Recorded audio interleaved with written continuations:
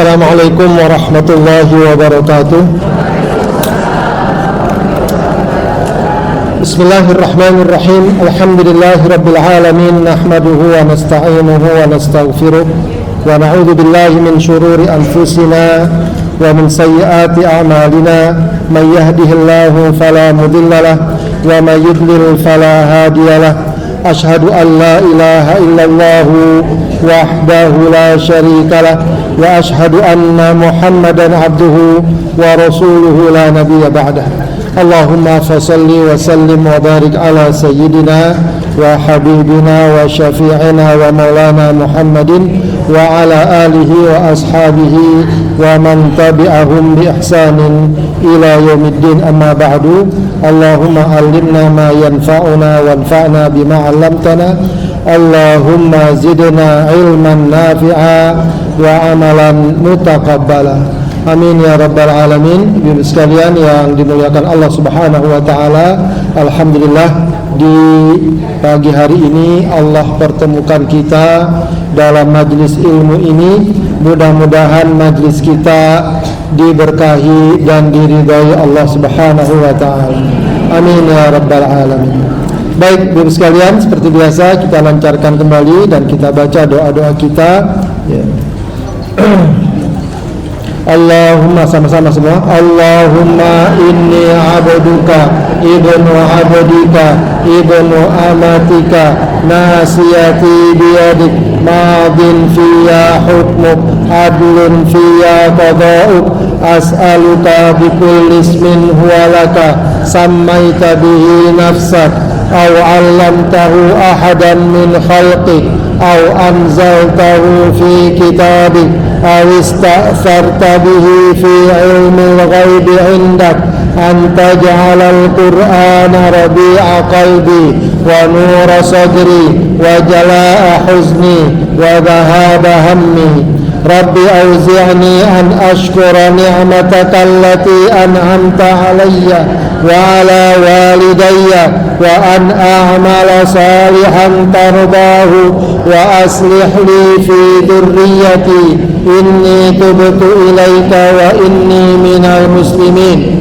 Allahumma kfini bihalalika an haramik wa aghnini bifadlika amman siwak. Allahumma inni as'aluka al-afiyah fid dunya wal akhirah. Allahumma inni as'aluka al-afwa wal afiyah fi dini wa dunyaya wa ahli wa mali. Allahumma astur awrati wa amin rawati. Allahumma ihfazni min bayni yadayya wa min khalfi wa an yamini wa an shimali wa min fawqi wa a'udzu bi'azamatika an ubtala min tahti. Allahumma ij'al fi qalbi nura wa fi basari nura wa fi sam'i nura wa an yamini nura wa an yasari nura wa fawqi nura wa tahti nura wa amami nura wa khalfi nura waj'al li nura. Amin ya rabbal alamin. Ibu sekalian, kita akan lanjutkan kajian kita ya. Kali ini kita seperti biasa di awal bulan ya membahas tafsir maudhu'i, tematik ya. Kali ini tema yang ingin saya angkat terkait dengan masalah ya perlawanan dan perjuangan ya menghadapi kaum Yahudi.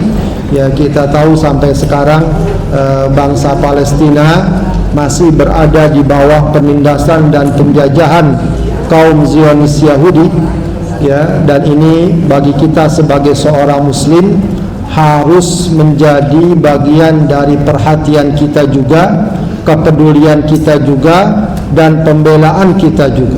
Sebab ini bukan hanya tanggung jawab mereka, tapi tanggung jawab seluruh umat Islam.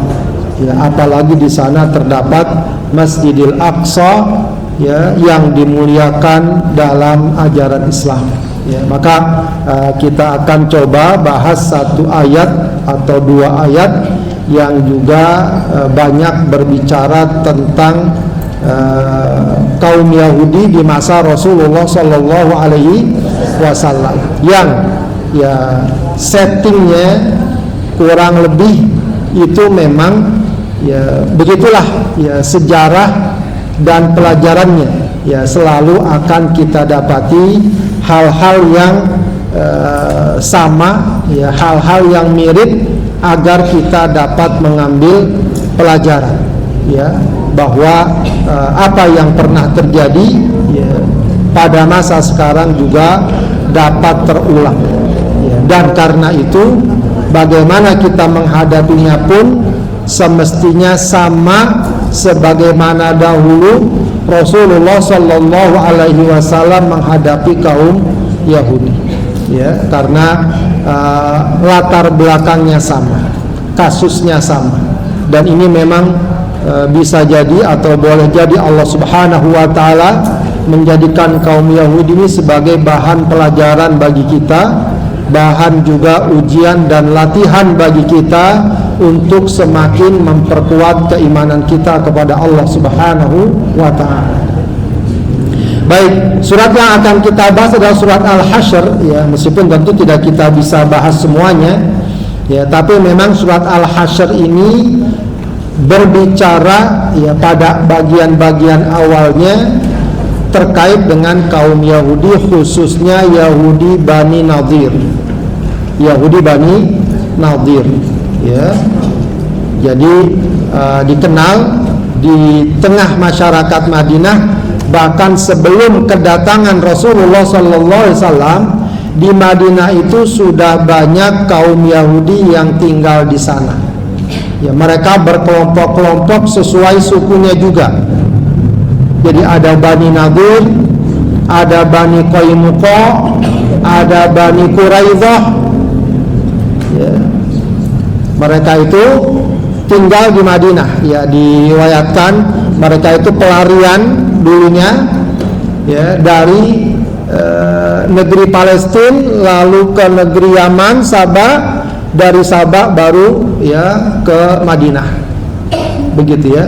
Mereka tinggalnya biasanya berkelompok-kelompok di dalam benteng, ya, di dalam wilayah yang terbatas, ya. Dan sebelum Rasul datang, mereka cukup menguasai khususnya masalah perdagangan.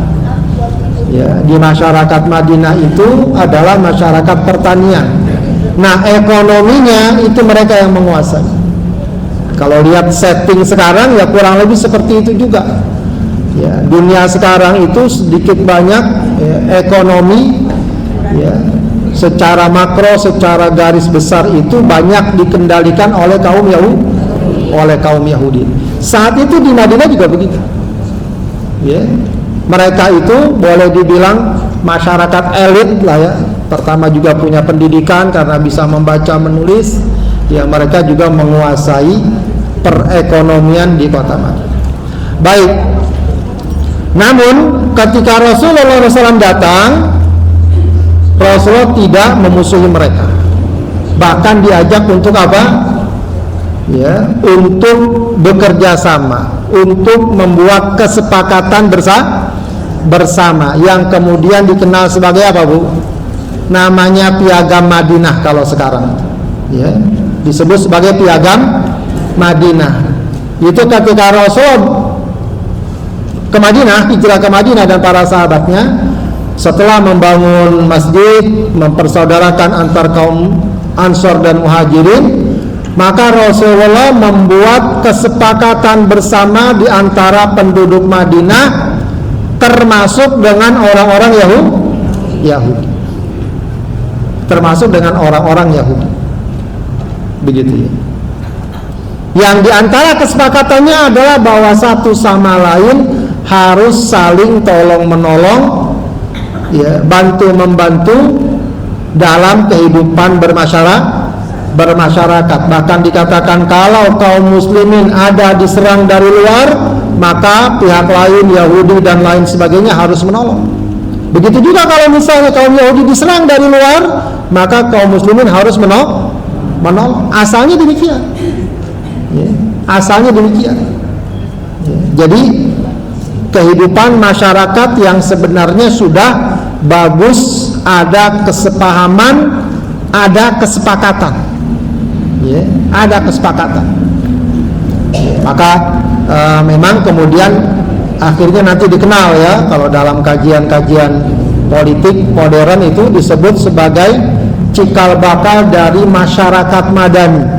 Ya, kalau boleh diartikan secara sederhana, masyarakat sipil yang punya aturan dan kesepakatan bersama, dan itu tentu sangat bagus. Ya, sebab di saat itu masyarakat yang terbentuk itu masyarakat suku ya. Tapi oleh Rasulullah SAW meskipun sukunya tidak dibuang, akan tetapi kehidupan masyarakatnya itu ditata dengan baik. Nah, permasalahannya kemudian orang-orang Yahudi ini tidak mentaati kesepakatan. Nah, itu mental mereka yang sejak dulu sampai sekarang tidak berubah. Yang namanya kesepakatan mereka sepakati, tapi di lain waktu, dalam waktu singkat mereka dengan mudahnya mengabaikan, mengkhianati, membatalkan. Sudah kita lihat kemarin dengan kasat mata bagaimana mereka sebelumnya sepakat gencatan senjata dengan para pejuang Palestina. Nggak lama, beberapa hari kirim pasukan lagi, kirim bom lagi, dan seterusnya. Padahal sebelumnya sudah sepakat gencatan senjata. Itu bukan terjadi sekarang, sejak dulu sudah terjadi, termasuk terhadap Rasulullah Sallallahu Alaihi Wasallam. Apa yang mereka lakukan? Yang ini yang kemudian nanti terjadi pada Bani Nadir, yang Allah Subhanahu Wa Taala kisahkan sekilas agar kita mengambil pelajaran. Jadi dalam sejarah Rasulullah nanti kalau kita mau baca, ada perang namanya apa? Perang Bani Nadir. Perang Bani Nadir. Itu perang terjadi tahun berapa, Bu? Tahun 4 Hijriah. Tahun 4 Hijriah. Begitu. Ya. Tahun 4 Hijriah. Berarti pada tahun 4 Hijriah itu sudah terjadi perang apa sebelumnya? Perang Badar sudah terjadi belum? Tahun berapa perang Badar, Bu? Tahun kedua Hijriah. Wah, ini harus banyak belajar sejarah lagi nih. Punya buku sejarah nggak? Di rumah punya bukunya nggak? Punya Pak Ustadz, kemudian lama disimpan. Baca lagi bukunya. Baca lagi. Tahun kedua Hijriah. Habis perang Badar terjadi perang apa? Tabuk ntar belakangan. Perang Uhud. Perang Uhud. Tahun ketiga Hijriah. Tahun ketiga Hijriah. Nah, kalau perang Badar kaum muslimin menang mutlak. Perang Badar. Tapi kalau perang Uhud apa yang terjadi? Kalah banget sih kagak. Cuma sempat terdesak, bahkan Rasul terluka, dan memang banyak kaum muslimin yang syahid ya. Di antaranya yang syahid yang sangat terkenal apa? Siapa? Paman Rasulullah, Hamzah bin apa? Abdul Muttalib. Hamzah bin Abdul Muttalib. Itu kalau kita umroh suka diajak ziarah kemana? Ke Uhud. Itu, Bu, kalau ke Uhud bukan ziarah gunungnya. Ini udah sampai ke Uhud naik gunung aja. Foto sana foto sini. Itu kalau ke Uhud maksudnya kemana? Ziarah ke makam syuhada Uhud. Jadi kalau nanti umroh diajak ziarah, yuk kita ke Uhud. Itu niat pertamanya apa? Ziarah ke makam syuhada Uhud. Sampai di sana ucapkan salam, bacakan doa kepada para syuhada, ya, dan seterusnya. Itu ada, memang nggak terlalu kelihatan sih kuburannya yang ada di pagar-pagar itu. Nah, itu makamnya memang nggak terlalu kelihatan. Tapi itu di situ makamnya ada 70 sahabat yang syahid dalam perang Uhud. Habis itu terserah dah mau naik gunung ke, mau kemana ke, begitu ya. Ini kadang-kadang ke Uhud udah kesana kemari nggak karuan, ya. Ucapkan salam dulu kepada para syuhada. Sebab Rasulullah itu sering ke syuhada Uhud, ya, sering berziarah ke syuhada Uhud.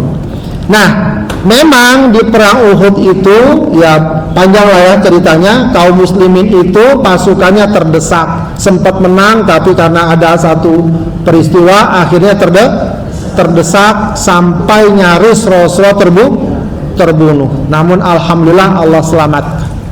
Ya, kesimpulannya orang kafir Quraisy pulang, mereka merasa menang. Kaum muslimin pasukannya ya sedih karena banyak yang syahid. Mereka kemudian juga ya boleh dibilang merasa shock, ya, terpukul karena pada perang Uhud mereka mengalami peristiwa itu. Nah, orang Yahudi di Madinah, Bani Nadir ini, ketika melihat Rasulullah SAW ya dalam perang Uhud itu lemah, ya, sementara mereka dalam hati masih menyimpan permusuhan dengan Rasulullah. Jadi mereka ini sebenarnya mereka ini tahu kalau itu Rasulullah akhir zaman, tapi kedengkian mereka nggak mau menerima Rasulullah sebagai seorang Rasul, karena Rasulullah Rasul akhir zaman yang mereka harapkan berasal dari Bani Israel, bukan dari Bani Israel tapi dari bangsa Arab. Jadi dengki, gengsi dan seterusnya, akhirnya timbulnya permusuhan. Maka ketika mereka dapati setelah perang Uhud kaum muslimin terasa lemah, Bani Nadir, ya, yang dilakukan oleh ya tokohnya namanya ada Ka'ab al-Ashraf gitu ya, itu datang ke Mekah menemui tokoh kafir Quraisy, lalu mereka membuat kesepakatan ya bahwa mereka ini ingin menjalin kesepakatan bersama kaum kafir Quraisy yang nyata-nyata saat itu memusuhi Rasulullah. Ya, tentu Rasulullah marah dong. Ya, orang udah kerjasama, seharusnya malah kemarin mereka membela Rasulullah, malah ini mereka bekerja sama dengan orang yang memusuhi Rasulullah. Dan itu juga kita lihat tipikalnya sekarang. Orang-orang Yahudi, Zionis khususnya, itu biasanya akan mensupport, membela siapa saja, ya, orang-orang yang akan melemahkan kaum muslimin, ya. Terutama biasa kalau sekarang tuh banyak aliran-aliran sesat yang menyempal dan seterusnya, itu biasa akan mereka bela, mereka support, mereka kasih dana, karena keberadaan orang-orang itu akan merepotkan dan melemahkan kaum muslimin. Ya, kalau sekarang yang lagi ramai itu di Druze di Suriah, ada kelompok namanya kelompok apa? Druze. Pernah lihat nggak bu? Itu jenggotnya panjang, pakai imamah. Ya, tapi itu aliran campuran Kristen, Yahudi, Islam. Ya. Dan itu sangat dibela oleh orang Yahudi. Ya, mereka ini kemarin baru aja berontak dengan pemerintahan Suriah yang baru. Ya, itu mereka akan bela. Ya, jadi apa saja aliran-aliran yang sekiranya merepotkan kaum muslimin, aliran liberal atau apa, itu biasanya mereka bela. Orang Zionis itu begitu. Orang Yahudi tahu kaum muslimin lemah, pada saat itu mereka bekerja sama dengan kaum kafir Rasulullah marah. Maka Rasulullah perintahkan para sahabat untuk menghukum tokoh kaum kafir Quraisy, Ka'ab al-Ashraf tadi, dan dihukum mati. Ya, orang Bani Nadir marah juga. Ya, Rasulullah lalu datang ke Bani Nadir, dan tanpa Rasulullah ketahui sebelumnya, ketika datang ke sana kalangan dari Bani Nadir melakukan rencana pembunuhan terhadap Rasulullah Sallallahu Alaihi Wasallam. Jadi ketika Rasulullah duduk di satu tempat, kemudian mereka merencanakan nanti timpakan batu dari atas, ya, tapi kemudian Allah Subhanahu Wa Taala beritahu Rasulullah melalui malaikat Jibril tentang rencana tersebut. Ya. Maka dengan peristiwa-peristiwa tadi, Rasulullah berkesimpulan bahwa Bani Nadir ini telah melakukan pengkhianatan. Ya, maka kemudian Rasulullah SAW kirim pasukan, ya, kepada Bani Nadir. Ya. Asalnya Bani Nadir mau menyerah, tapi ternyata orang-orang munafik bilang lawan saja, nanti kami bantu. Itu nanti ada semua dalam surat Al-Hasyr itu kisah. Akhirnya mereka berusaha melawan dan mereka bertahan di benteng-benteng mereka. Jadi mereka itu perkampungannya dikelilingi oleh benteng. Sudah benteng, di depannya apa? Kebun korma. Jadi ada kebun korma, di dalamnya benteng. Maka Rasulullah kirim pasukan ke sana, ya tentu saja tidak dapat masuk, ya. Maka mulai Rasulullah tebangin itu pohon kormanya. Lama-lama orang dari Bani Nadir itu merasa takut, tidak berani melawan, akhirnya menyerah. Ya. Maka apa yang Rasulullah putuskan? Mereka harus meninggalkan perkampungan Bani Nadir. Ya. Maka orang-orang dari Bani Nadir itu, ya, yang sebelumnya merasa kuat, merasa bisa menghadapi, merasa tidak terkalahkan, mereka akhirnya terkalahkan. Ya, cuma mereka bahkan minta, izinkan kami membawa harta benda kami yang bisa kita bawa. Ya, maka mereka bawa, termasuk rumahnya itu mereka robohkan, genteng-gentengnya dibawa. Ya, diangkut tiangnya, ya, kusennya itu mereka bawa. Ya, ya, kata Rasul, bawa dah gidah sono, ya, bawa. Yang penting mereka harus meninggalkan Bani Nadir. Maka diriwayatkan mereka ada yang pergi ke negeri Syam, ada yang ke Khaybar dan seterusnya. Itu sekilas tentang perang Bani Nadir. Jadi sebenarnya nggak terjadi perang, mereka menyerah. Mereka menyerah, ya, tapi Rasulullah tidak melakukan misalnya pembantaian, tidak. Mereka Rasulullah usir mereka, ya, apa namanya, atas pengkhianatan mereka, ya, terhadap Rasulullah Shallallahu Alaihi Wasallam. Dan inilah perang pertama, ya, kaum muslimin dengan kaum Yahudi di Madinah. Masih ada lagi nanti perang Bani Qainuqa, perang Bani Quraidah, dan perang Khaybar. Jadi ada 4 perang terhadap kaum Yahudi. Dan yang harus diingat, ya, Rasulullah memerangi kaum Yahudi bukan karena mereka Yahudi. Paham gak? Jangan salah paham. Ya, nanti orang digambarkan, oh, orang Islam tuh kalau beda agama diperangi. Tidak. Rasulullah memerangi kaum Yahudi di Madinah bukan karena mereka Yahudi. Karena asalnya justru Rasulullah ingin ngajak damai, tapi karena mereka berkhianat, karena mereka justru ingin melakukan kejahatan dan keburukan terhadap kaum muslim. Mereka lakukan berbagai macam cara. Nanti perang Bani Qainuqa juga begitu, ada sebabnya. Perang Bani Quraidah juga ada sebab. Nggak tiba-tiba diperangi gitu, tidak. Ya, karena umumnya pengkhianatan mereka dan kejahatan mereka terhadap kaum muslimin. Nah, insya Allah kalau kita tahu latar belakang itu, kita akan lebih mudah memahami surat Al-Hasyr. Ya, makanya memang salah satu upaya atau cara kita memahami Al-Quran adalah memang juga memahami sejarah Rasulullah Shallallahu Alaihi Wasallam. Baik, coba kita perhatikan surat Al-Hasyr ayat pertama dan kedua barangkali yang dapat kita baca.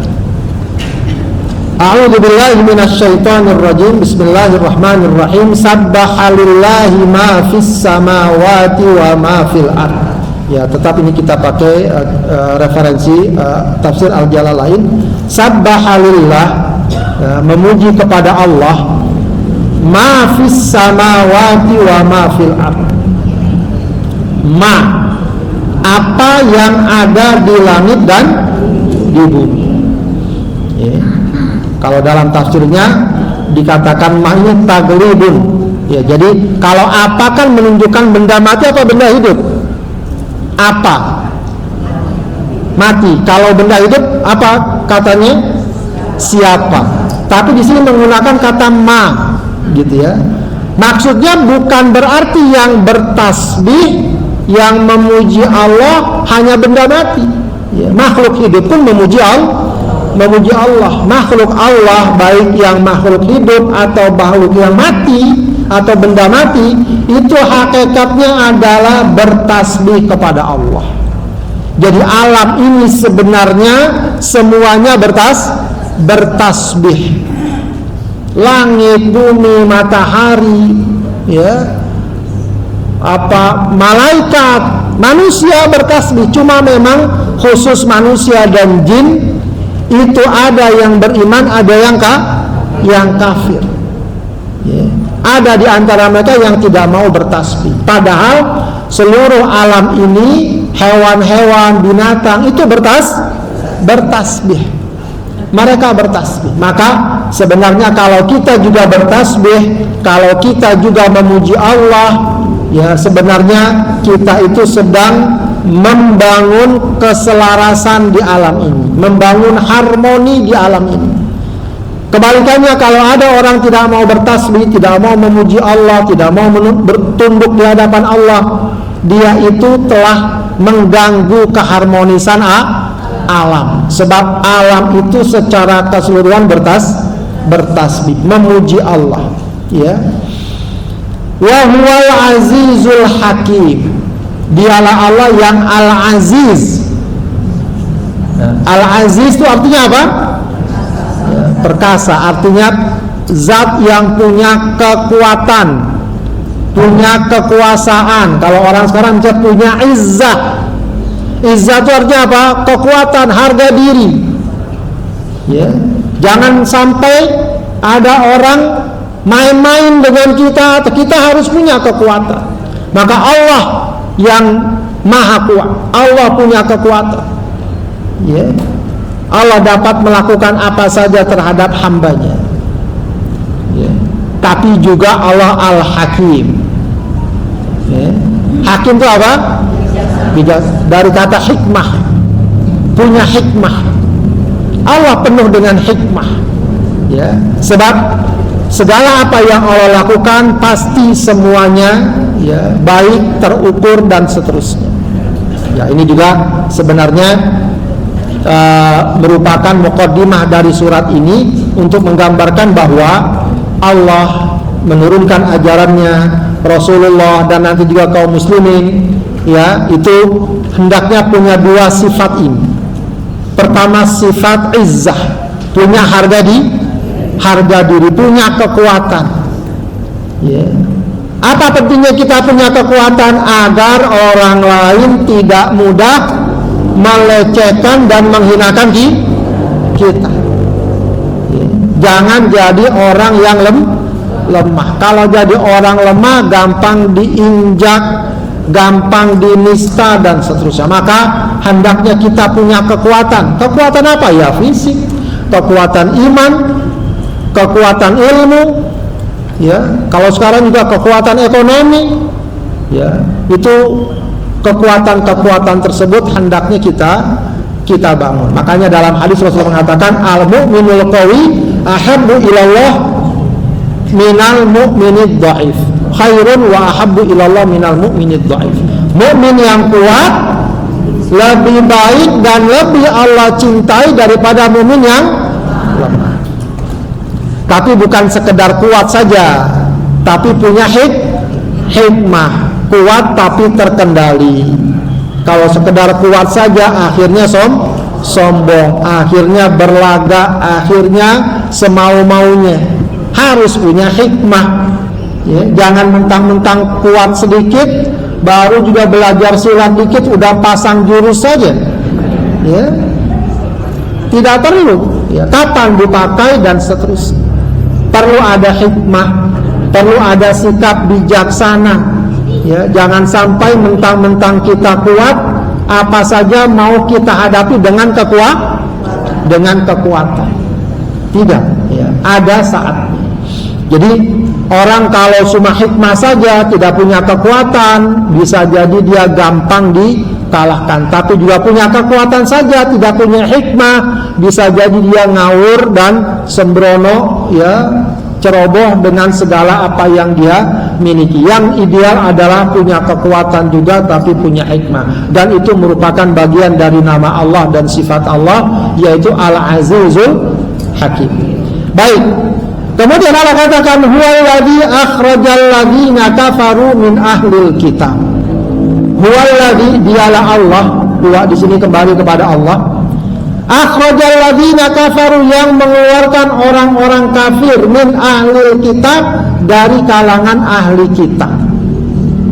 Ya, jadi ayat ini menegaskan, ya memang terjadi peristiwa seperti yang tadi kita katakan, tapi pada hakikatnya yang mengatur semua itu tak lain Allah Subhanahu wa ta'ala. Yang menyebabkan orang Yahudi dari kalangan Bani Nadir akhirnya mereka meninggalkan perkampungan mereka, tak lain merupakan bagian dari kehendak dan kekuasaan Allah Subhanahu wa ta'ala. Dialah Allah akhrajal ladzina kafaru, yang mengeluarkan orang-orang kafir.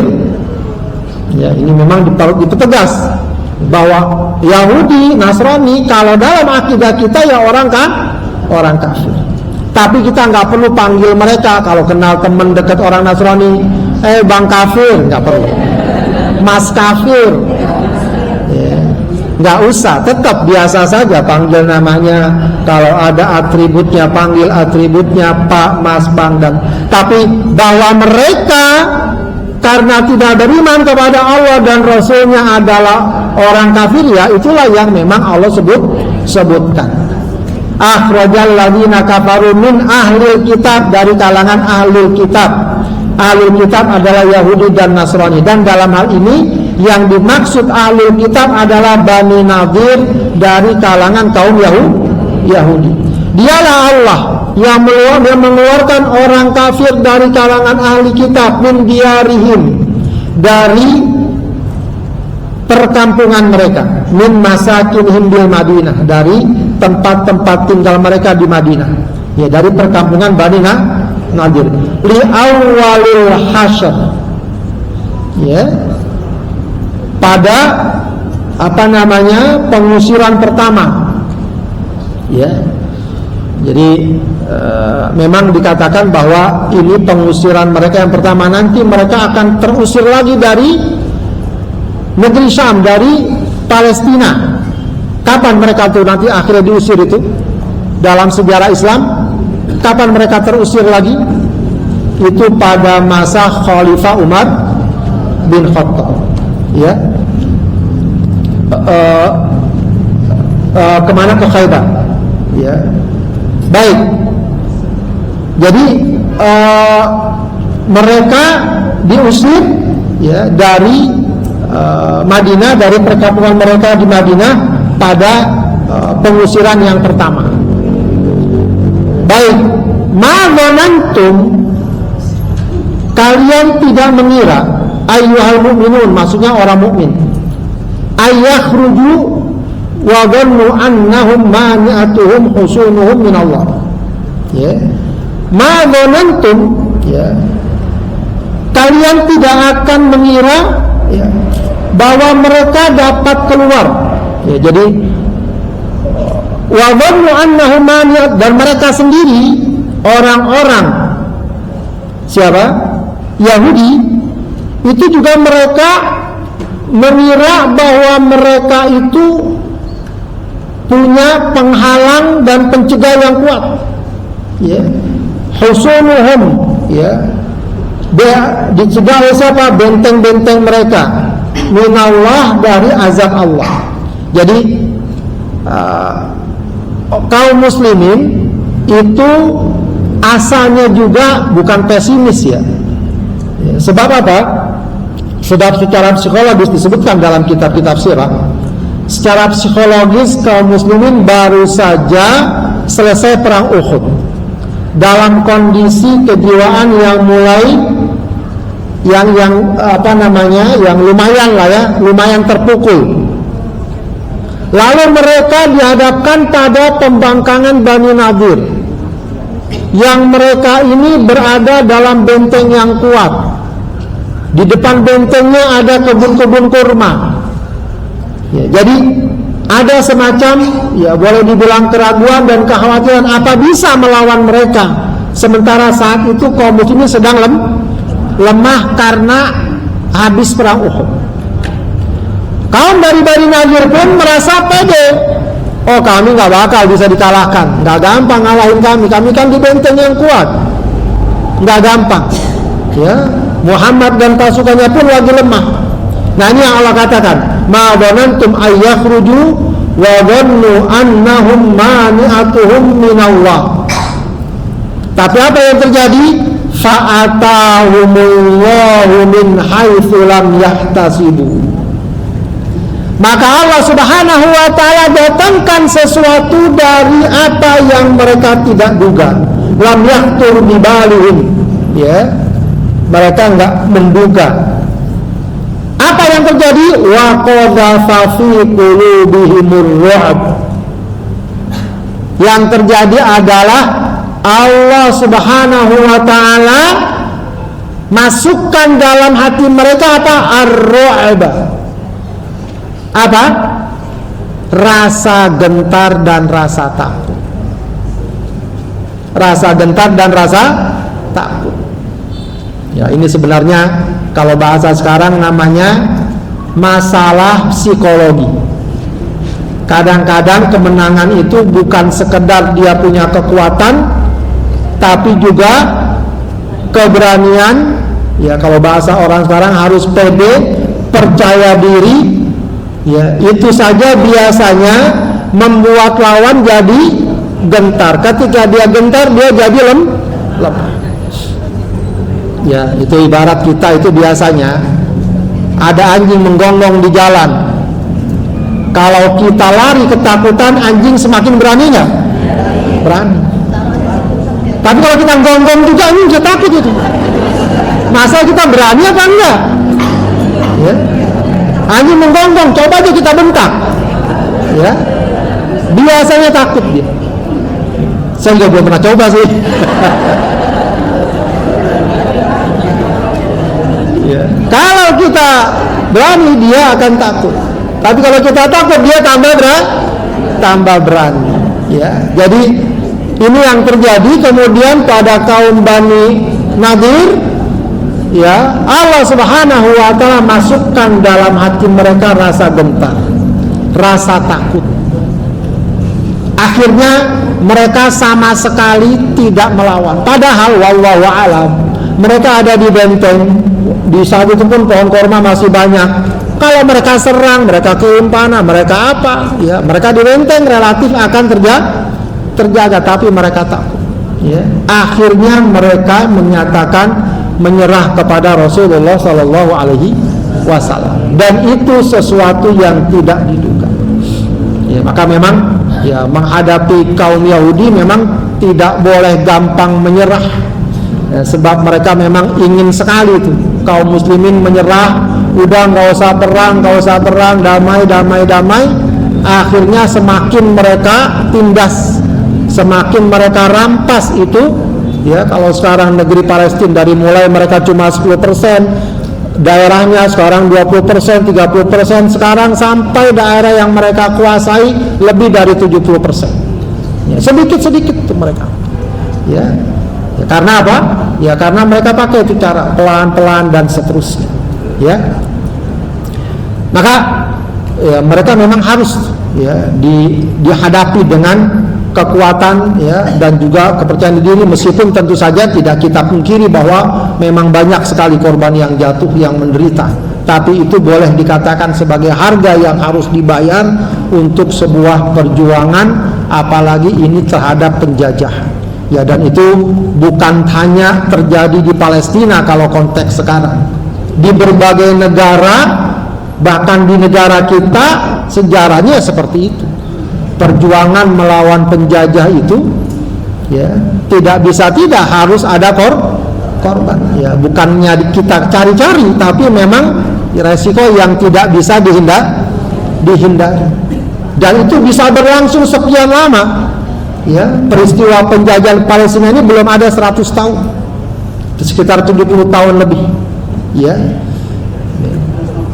Sementara di berbagai negara, termasuk di Indonesia, ya berapa tahun? 200-300 tahun ya menghadapi penjajah.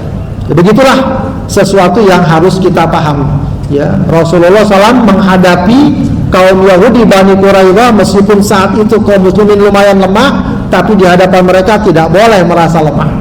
Ya, mereka harus dihadapi dengan kekuatan, sebab kalau tidak mereka akan semakin, ya, kalau bahasa kita semakin ngelunjak, semakin melampaui batas. Maka dihadapi itu kemudian timbullah rasa takut pada mereka.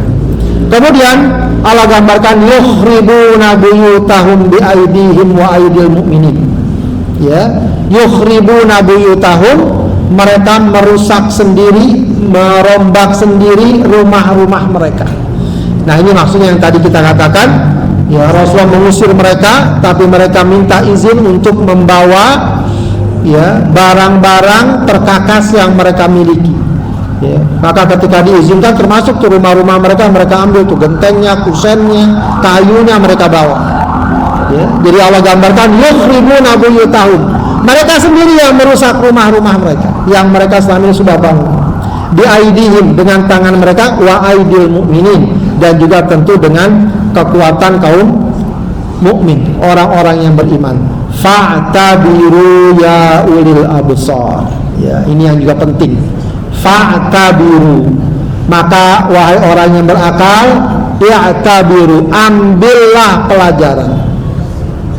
Jadi Allah Subhanahu wa ta'ala sebutkan sejarah, kisah, peristiwa-peristiwa bukan sekedar agar kita tahu, oh ada peristiwa ini, ada pelajaran, ada sejarah itu, bukan cuma itu, tapi sebagaimana yang Allah katakan di sini, fa'tabiru, ambillah pelajaran ya ulil absar, wahai orang yang punya pandangan, punya ilmu, ya, punya pemahaman, jadikan itu pelajaran.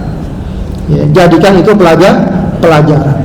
Ya, dan banyak pelajaran dalam surat ini. Ya, mungkin kan kita bisa baca sendiri atau bisa cek sendiri tafsir dari surat Al-Hasyr. Ya, pelajarannya sangat jelas adalah ya bahwa ya tipikal kaum Yahudi, khususnya kaum Zionisnya, ya, Yahudi sendiri memang bermacam-macam juga. Ada Yahudi yang justru membela Palestina, ada. Ya, tapi yang sekarang di Israel itu ya pastilah mereka mendukung penjajah. Begitu ya. Tipikal mereka adalah sejak dulu hingga sekarang adalah orang-orang yang suka mengkhianati janji, kesepakatan. Ya, tipikal mereka juga adalah orang yang ya mudah melakukan ya, kejahatan atau bahasa kita menelikung dari belakang. Ya, khususnya ketika kaum muslimin lemah. Ya, tipikal mereka juga adalah akan mensupport, akan membantu siapa saja yang sekiranya melemahkan kaum muslimin. Ya, dan mereka biasa akan berusaha untuk menguasai kaum muslimin, ya, apakah secara politik, secara ekonomi dan seterusnya. Maka itu sebagaimana pelajaran juga di sini, ya, kaum muslimin tidak boleh merasa lemah, harus terus memperkuat diri, khususnya memperkuat keimanan, ya, dan memang ya tidak bisa tidak, ya, kekuatan mereka harus diimbangi juga dengan kekuatan. Ya, sebab kalau tidak, mereka dengan kekuatannya akan semakin menguasai kaum muslim. Baik, Bapak sekalian, kurang lebih seperti itu, ya, sedikit dari pembahasan dan pelajaran dari surat Al-Hasyr ini, ya, terkait dengan tipikal dari kaum Yahudi. Mudah-mudahan bermanfaat. Ada yang mau ditanyakan, silakan.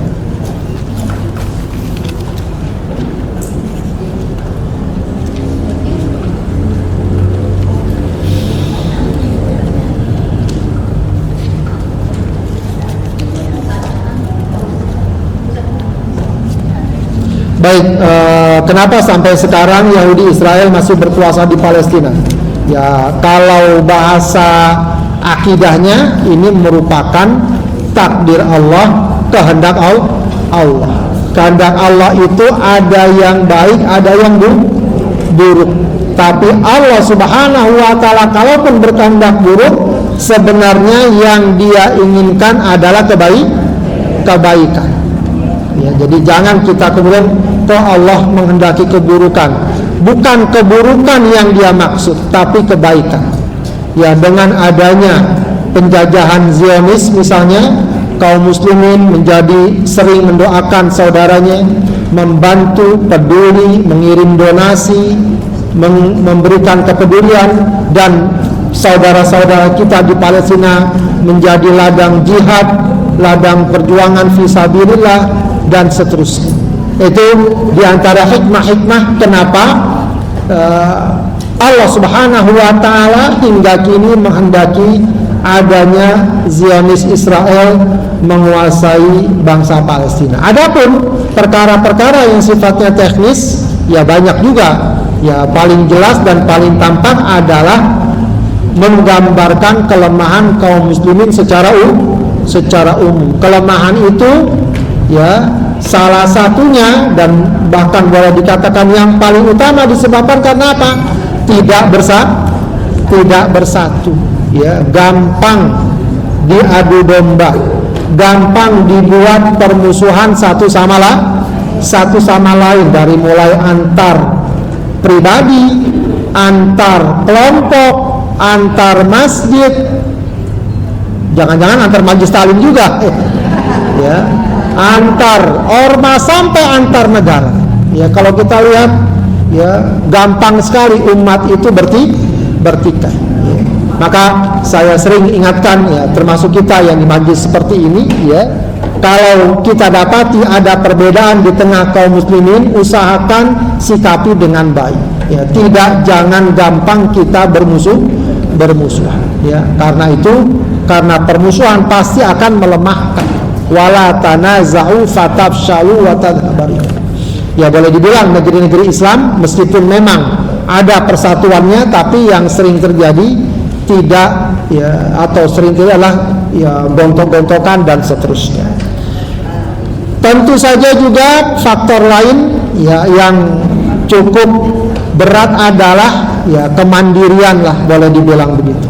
Negeri Islam, kaum muslimin banyak yang tidak mandiri dalam berbagai hal, ya, yang cukup mencolok ya dalam hal ekonomi, ya, tidak mandiri, tidak kuat, gampang ditekan, gampang diintervensi dan seterusnya. Akhirnya juga kebijakannya tidak mandiri juga, tergantung apa mau dari pihak-pihak yang berkuasa. Ya, sebenarnya ini sudah sangat jelas. Ya, sudah sangat jelas penindasan, kejahatan, bahkan yang peduli dan membela bukan hanya kaum muslimin. Ya, banyak sekali berbagai macam masyarakat, khususnya di barat, di Eropa, di Amerika, kemarin di Australia itu demonstrasi sepanjang jalan penuh. Ya, mereka mendukung perjuangan bangsa Palestina. Itu sudah sangat jelas. Ya, cuma memang tadi, ya, kaum muslimin tidak mandiri, ya, sehingga keputusannya sangat tergantung oleh pihak-pihak yang punya kekuasaan. Dan banyak, saya yakin, faktor-faktor yang lain. Tapi apapun yang terjadi, Bapak sekalian, jangan kita putus asa. Jangan putus asa. Perhatian tetap harus kita berikan. Kepedulian harus kita berikan. Minimal buat kita apa? Bara'atul zimmah. Kita menggugurkan kewajiban di hadapan Allah bahwa kita juga telah memberikan kepedulian. Ya, paling tidak itu, meskipun itu memang sangat lemah, ketimbang tidak peduli sama sekali. Insya Allah kita yakin akan ada saatnya, ya, Allah berikan kemenangan. Akan ada saatnya. Yakini hal tersebut. Bahkan kalau perlu kita ajak dan kita ajarkan, kita kasih tahu anak-anak kita untuk peduli dan perhatian terhadap perjuangan bangsa Palestina. Baik, pertanyaan fikih ini, Ustaz, kalau hibah harus ada saksi atau nyerahin tanpa saksi? Tergantung sih sebenarnya, khususnya kalau hibah yang berkaitan dengan perkara-perkara yang besar atau berkaitan dengan orang lain, ya perlu juga ada saksi. Ya, biasanya ini memang yang terjadi kalau orang tua memberikan hibah, ya, memberikan hibah kepada pihak yang lain, ya, itu paling tidak anak-anaknya bagusnya tahu. Sebab apa? Sebab kalau anaknya tidak tahu, nanti orang tua itu meninggal, bisa jadi sesuatu yang sudah dihibahkan akan digugat dan diambil lagi, begitu ya. Kalau memang ada keterkaitan tersebut, begitu ya. Tapi kalau tidak ada keterkaitan apa-apa, kita berikan langsung kepada pihak lain, tidak masalah, ya, tidak masalah. Yang repot itu kalau ada kemungkinan digugat dan lain sebagainya.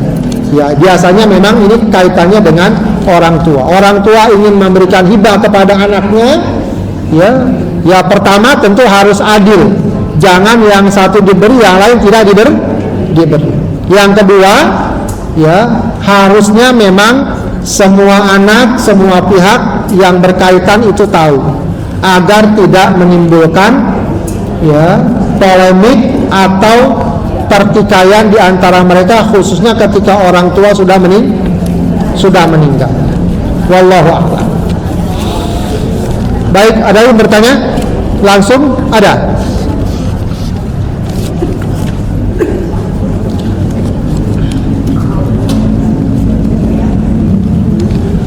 Baik, Bu sekalian, tidak ada ya? Kalau tidak ada, kita cukupkan kajian kita sampai di sini. Ya, ini ada jamaah kita Bu Elin, ya, dia baru saja minta izin pulang karena dapat berita pamannya wafat. Ya. Kita doakan semoga pamannya yang wafat, ya, diterima amal solehnya, diberikan rahmat Allah Subhanahu wa taala dan mendapatkan ampunan dari Allah Subhanahu wa taala. Allahumma ighfir lahu warhamhu wa'afihi wa'fu anhu. Baik, sekalian, kita tutup dengan khatmul Quran. Allahumma arhamna bil Quran waj'alhu lana imaman wa nura wa hudan wa rahmah. Allahumma dhakkirna minhu ma nasina wa 'allimna minhu ma jahilna warzuqna tilawatahu ana al-laili wa atrafan nahar waj'alhu lana hujjatan ya rabbal alamin. Astaghfirullahaladzim, astaghfirullahaladzim, astaghfirullahaladzim. Hamdan yuwafi ni'amahu wa yukafi'u mazidah.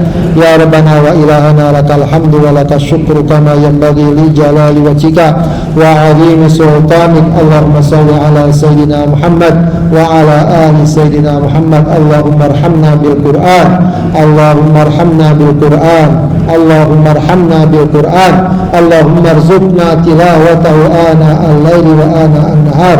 Allahumma ja'alna wa ahlana wa dhurriyyatina min ahli al-Qur'an ahlika wa khassatika ya rabbal alamin.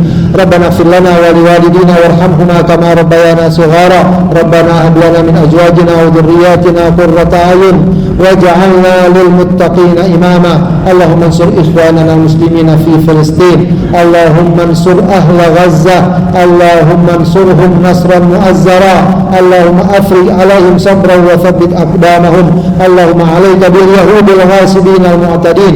Allahumma alayka bihim fa innahum la yu'jizunak. Rabbana atina fid dunya hasanah wa fil akhirati hasanah wa qina adzaban nar. Subhana rabbika rabbil izzati amma yasifun wa salamun alal mursalin walhamdulillahi rabbil alamin. Subhanakallahumma wa bihamdika asyhadu an la ilaha illa anta astaghfiruka wa atubu ilaik. Assalamualaikum warahmatullahi wabarakatuh.